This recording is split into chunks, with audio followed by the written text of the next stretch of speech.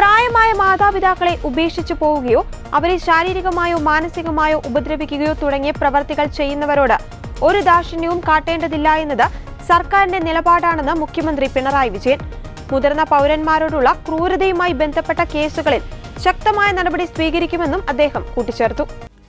തിരുവനന്തപുരം നഗരസഭ മുതിർന്ന പൗരന്മാർക്കായി സംഘടിപ്പിച്ച മധുരം ജീവിതം സീനേജർ ഫെസ്റ്റിന്റെ സമാപന സമ്മേളനം ഉദ്ഘാടനം ചെയ്ത് സംസാരിക്കുകയായിരുന്നു മുഖ്യമന്ത്രി.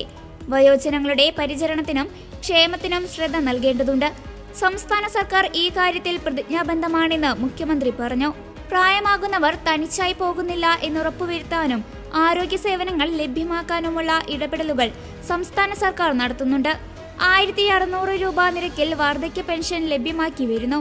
കടുത്ത സാമ്പത്തിക പ്രതിസന്ധി നേരിടുമ്പോഴും കേന്ദ്രവിഹിതം ലഭിക്കാതിരുന്നിട്ടും 2021 ജനുവരി മുതൽ പെൻഷൻ അർഹതയുള്ള എല്ലാവർക്കും മുഴുവൻ തുകയും സംസ്ഥാന സർക്കാർ നൽകി വരുന്നു. ഇതാണ് മുതിർന്ന പൗരരോടുള്ള കേരള സർക്കാരിന്റെ കരുതലെന്നും മുഖ്യമന്ത്രി പറഞ്ഞു. മുതിർന്ന പൗരരുടെ വിവിധ തരം പ്രശ്നങ്ങൾ അഭിസംബോധന ചെയ്യുന്നതിനായി ഒട്ടേറെ പദ്ധതികളാണ് സംസ്ഥാനത്ത് നടപ്പിലാക്കുന്നത്.